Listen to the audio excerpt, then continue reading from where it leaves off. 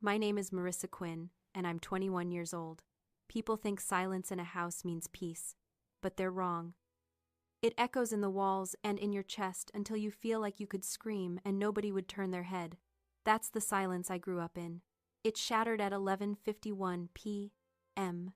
My brother Hunter stood over $48,000 of smashed antique wood reeking of bourbon. My mother didn't look at him. She looked at me. "You take the blame," she commanded, "or you lose everything." Drop a comment and let me know where you're listening from and what time it is for you right now. I'd love to know who's part of our community. I didn't argue. I didn't scream. I didn't give them the satisfaction of a single tear.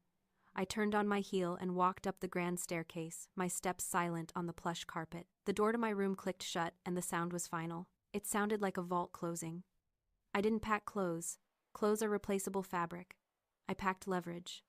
I pulled my violin case from the closet, checking the humidity gauge. Then I went to the fireproof safe under my desk. Inside were 3 external hard drives. To my parents, these were just backups. To me, they were ammunition. 3 years of Hunter's raw audition tapes. 3 years of project files. The metadata on every single track proved who had actually played the notes. I wrapped them in bubble wrap and placed them next to my rosin. For a moment I paused, looking at the empty space on my desk where family photos used to sit. For 21 years, I had convinced myself that my silence was a form of loyalty. I thought that by staying quiet, by fixing their mistakes, by editing Hunter's mediocrity into brilliance, I was paying my rent for existing in this family. I thought I was the glue holding the Quinn legacy together. Standing there in the dark, the realization hit me with the force of a physical blow. I wasn't the glue. I was the paint. I was the fresh coat of whitewash they slapped over the mold to keep the neighbors from noticing the rot. I hadn't been keeping them afloat by being good. I had been keeping them afloat by hiding their decay. And the thing about rot is the moment you stop hiding it, the structural integrity vanishes.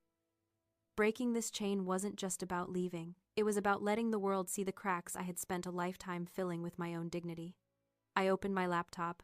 The screen glowed the only light in the room. I didn't write a goodbye letter. That would imply I cared about their reaction. Instead, I logged into the conservatory portal. The transfer acceptance to the Vienna Academy of Music had been sitting in my inbox for 4 months. I had deferred it twice, paralyzed by guilt. Tonight the guilt was gone. I clicked accept. The confirmation banner flashed green.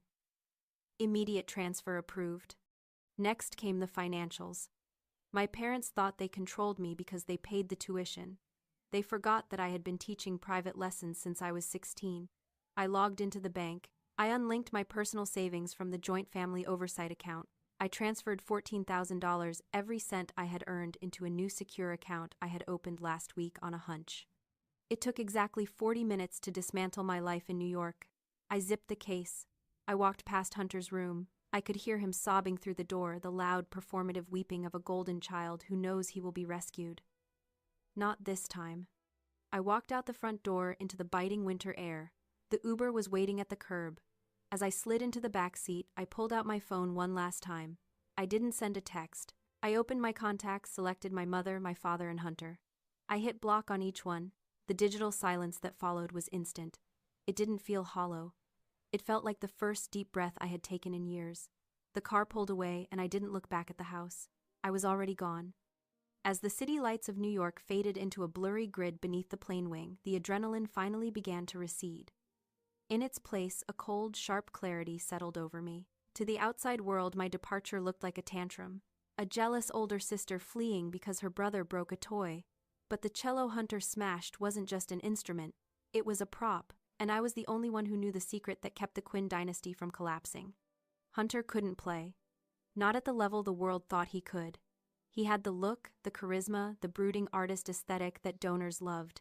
But he lacked the discipline. For 3 years I had been the ghost in the machine. Every audition tape that got him into Sterling, every recording that won him the Virtuoso grant, every digital submission that built his fame, it wasn't him, it was me.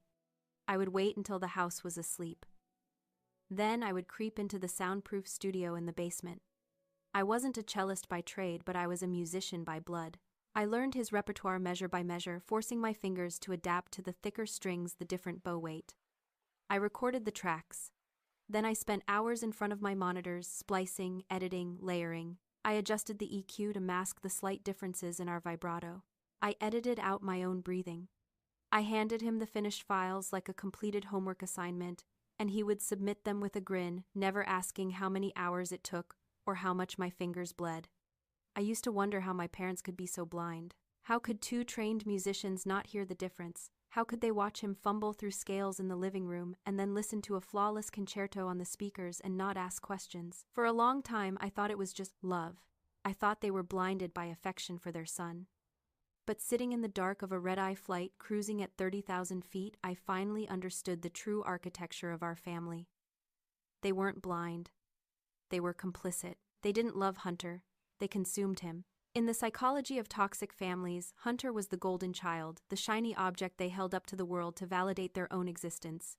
He was an extension of my father's ego and my mother's vanity. If he failed, they failed. And me, I was the glass child. Transparent, sturdy, necessary, but invisible. They looked right through me to see him. They didn't protect him because they believed in his talent. They protected him because his failure would be a reflection on them. I was just the scaffolding holding up their billboard. I was the insurance policy that ensured the show went on. By forcing me to take the blame for the smashed cello, they weren't just asking me to cover for his temper. They were banking on the fact that I would never shatter. They thought I was made of bulletproof glass. They forgot that even the strongest glass breaks if you hit it hard enough. And when it breaks, it cuts. I wasn't just leaving a toxic home. I was taking the talent with me. The ghost was finally walking out of the machine, and without me, the music was about to stop. I landed in Vienna just as the sun was bleeding over the Alps, painting the tarmac in shades of bruised purple and gold. My phone, which I had turned back on solely to access my digital boarding pass for the connecting train, began to vibrate. It wasn't a ring, it was a seizure. The screen lit up with a barrage of notifications that had piled up while I was crossing the Atlantic. This was the noise of the abandoned. I didn't answer. I didn't feel a spike of adrenaline. I felt the cool detachment of a scientist observing a chemical reaction she had predicted months ago. I walked to a quiet corner of the terminal, ordered a black coffee, and opened the floodgates. Hunter was the first to break. His voicemails started at 7:30 in the morning New York time. The first one was confusion. "Marissa, where are you? The coffee maker is empty." By 8:15, confusion had curdled into panic. "I can't find the external drive, the one with the concerto files. Stop playing around." By 9, the panic had ignited into pure, unfiltered rage. "You're ruining my life," he screamed, his voice cracking in that way it always did when he was terrified. "The showcase is in 2 days. If you don't send those files right now, I swear to God I will tell Mom and Dad you stole them." I sipped my coffee. The irony was rich. He was threatening to accuse me of stealing my own work, the work he had claimed was his. Then came my mother. Danielle Quinn didn't scream. She operated with the precision of a surgeon cutting out a tumor. Her email subject line read, "Emergency mental health crisis." The body of the email was a masterpiece of gaslighting. "Marissa, we are so worried. Hunter told us you left in the middle of the night. We know you've been under a lot of stress lately, and we think you might be having a manic episode. Please come home. We can get you the help you need. We won't be angry about the cello if you just come home and fix this." She was building a narrative. She knew that if I didn't return to play the ghost, Hunter would fail, so she had to delegitimize my departure. If I was crazy, then my absence wasn't a protest. It was a symptom. If I was unstable, then nothing I said about the fraud could be trusted. My father, Charles, took the legal route. His text was short, brutal, and entirely expected. "You took the Volvo. That car is registered to the family estate. If it is not in the driveway by noon, I am reporting it stolen." I almost smiled. I had anticipated this 3 months ago. I opened my cloud drive and pulled up the bill of sale, the title transfer I had forced him to sign when I paid off the loan with my teaching money and the insurance policy in my name. I forwarded the documents to his personal email with no subject line. The threat evaporated instantly. But they weren't done. If they couldn't control me, they would control the audience. I opened Instagram. Hunter had posted a black square with a caption that dripped with performative vulnerability. "Family is supposed to be your anchor, but sometimes they act like the storm. Please pray for my sister. She's battling some demons right now, and we are just trying to get her safe." It was a brilliant move. He was preempting his failure at the showcase. If he bombed, it wouldn't be because he lacked talent. It would be because he was too distraught over his sick sister to perform. They were using my breakdown as a shield for his mediocrity. I closed the app. I didn't engage. I didn't post a rebuttal. I didn't scream into the void. Engaging would imply that their narrative mattered. Instead, I picked up my violin case and walked toward the train station. They were fighting a war for public opinion in a house I no longer lived in. I was fighting for my life, and my weapon was silence. I sat in a cafe in Vienna, the coffee cooling untouched beside my laptop. My phone was still buzzing with the relentless rhythm of my family's panic, but I didn't look at it. I didn't engage with the gaslighting or the threats. Engaging is what victims do. I was done being a victim. I was now a plaintiff. I opened Skype and dialed the one number I knew I could trust. Professor Angela answered on the first ring. She was the head of the string department at Sterling, a woman of iron discipline and sharp intellect. She was also the only person who had ever suspected the truth about Hunter's sudden rise to mediocrity. I didn't waste time with pleasantries. I told her everything. The smashed cello, the ultimatum, the flight to Vienna. When I finished, there was a long silence on the line. Then she let out a breath that sounded like a curse. She didn't offer sympathy. She offered strategy. She told me to check my email. She was introducing me to a copyright attorney in New York, a man who specialized in intellectual property disputes for composers. 10 minutes later, I was on a conference call. I didn't cry. There was no need to explain the childhood trauma or my mother's narcissism. I simply spoke the language of business. I uploaded 3 files to the secure server. He provided the raw session files from Hunter's audition tapes, the metadata showing my user login on the recording software, and the final mixed tracks that had been submitted to the grant committee. The lawyer looked at the data. He didn't see a family dispute. He saw theft. He saw unauthorized use of creative property. He saw fraud. He drafted the document while we spoke. It wasn't a letter of resignation from the family. It was a formal cease and desist order. The language was beautiful in its brutality. It stated that I, Marissa Quinn, was the sole creator and performer of the audio recordings currently being used to represent Hunter Quinn. It formally revoked any implied consent for their use. It demanded the immediate removal of these tracks from his website, his portfolio, and any pending applications. But I added one specific clause: the kill switch. I knew Hunter had applied for the prestigious Virtuoso grant. I knew the application deadline had closed yesterday. If he won, he got $50,000 and a European tour. If he won based on my playing, it wasn't just lying. It was federal wire fraud. I typed the accompanying email myself. I addressed it to my father, copying my mother and Hunter. The subject line was simply, "Legal notice regarding intellectual property." The body of the email was short. "You have 24 hours.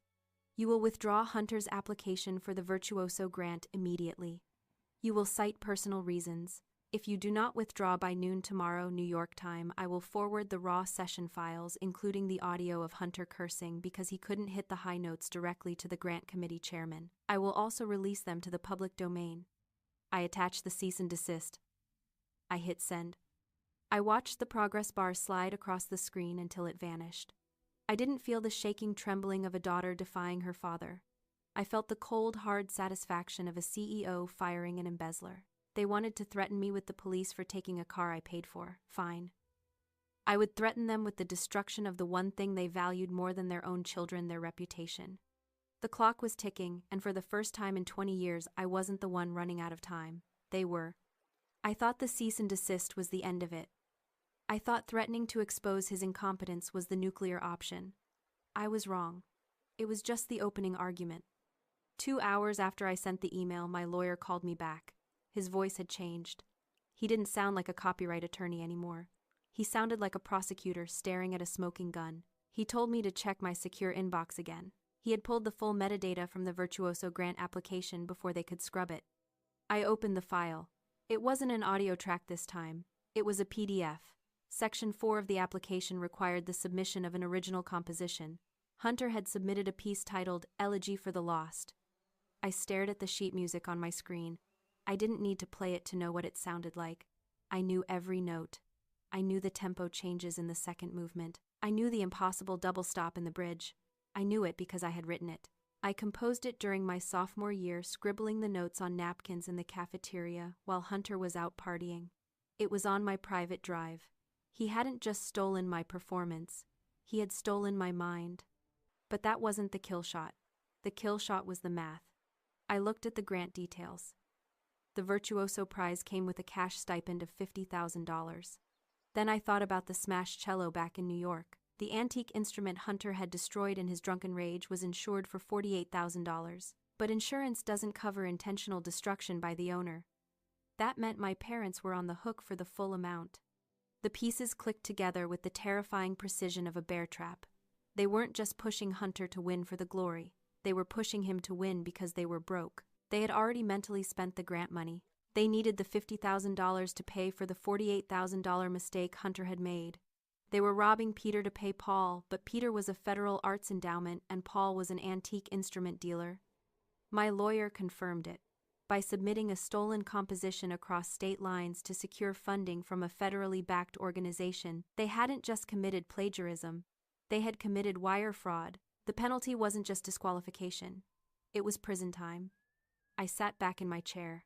The anger that had been fueling me for 48 hours suddenly evaporated, replaced by a cold, dark amusement. My parents had spent their lives trying to curate the perfect image of a wealthy, artistic dynasty. Now, in their desperation to protect that image, they had handed me the power to dismantle it completely.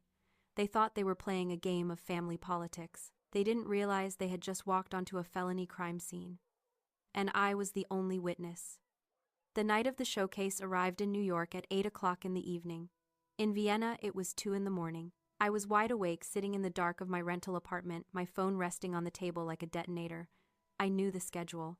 At 8:15, Hunter was due to walk onto the stage of the Sterling Conservatory Grand Hall. At 8:16, he would signal the sound booth to trigger the backing track, the complex orchestral arrangement I had layered with my own cello guide track to keep him in tune. At 8 to 10, my phone lit up. It wasn't my father. It wasn't Hunter. It was an unknown number, but I knew who it was. I had blocked every other avenue of communication. This was desperation finding a workaround. I slid the green icon to answer. I didn't say hello. I just listened. The sound of ragged breathing filled the line. Then my mother's voice, unrecognizable in its hysteria. "Marissa, please. Please, you have to help us. The files are corrupted. The sound guy says they're locked. He can't play without them." I said nothing. I could hear the background noise on her end, the low hum of a crowd settling into their seats, the tuning of instruments in the pit, the sound of a deadline arriving. "He's going to go out there and he's going to freeze," she sobbed. Her composure, usually lacquered on like armor, was gone. "If he fails, the grant committee will pull the funding." "We spent it, Marissa. We already paid the antique dealer. If we don't get that check, your father goes to prison. We lose the house. We lose everything. Just send the password. Just unlock the drive. I'll do anything. I'll apologize. I'll tell them it was you. Just save him." For 21 years, I had waited for her to protect me with that same ferocity. I had waited for her to panic when I was hurt, to beg when I was mistreated. It never happened. Her fear was a resource reserved exclusively for the golden child. I looked at the time. 8:14. "Mom," I said. My voice was steady quiet, the volume of a ghost. "Marissa, thank God," she gasped. "Just tell me the code." "You spent my entire life teaching me one lesson," I said. "You taught me that my job was to be unseen, to be the support beam that no one applauds. You wanted me to be invisible, Mom. So tonight, I am." "No, Marissa, don't." I ended the call. I didn't watch the live stream. I didn't need to. I knew exactly what was happening. I could picture Hunter walking onto the stage, the spotlight hitting his face, blinding him. I could picture him raising the bow, waiting for the safety net of my recording to catch him. I could picture the silence stretching out seconds, turning into hours as the sound booth remained dark. There would be no music tonight. There would only be the truth standing alone under a spotlight, holding a bow he didn't know how to use. The silence in that hall would be deafening, but for the first time, it wouldn't be mine. The fallout was immediate and absolute. Hunter never played a single note. He stood on that stage for 2 agonizing minutes while the audience shifted in their seats, realizing that the prodigy was a fraud. When the curtain finally came down, it didn't just end the performance. It ended the Quinn dynasty. The Virtuoso Grant Committee launched an investigation the next morning. My parents sold the house 3 months later to cover the legal fees and the restitution for the antique cello. They live in a small apartment in New Jersey now, surrounded by the unsold inventory of their vanity. I don't visit. I don't call. I simply let them exist in the reality they created. In Vienna, the winter is cold, but the air is clear. I have a small apartment near the conservatory with high ceilings and a practice room that is soundproofed. For the first time in my life, the silence inside a room doesn't feel hollow. It feels heavy with potential. It feels like a blank canvas waiting for paint. I picked up my violin yesterday. I didn't set up a recording rig.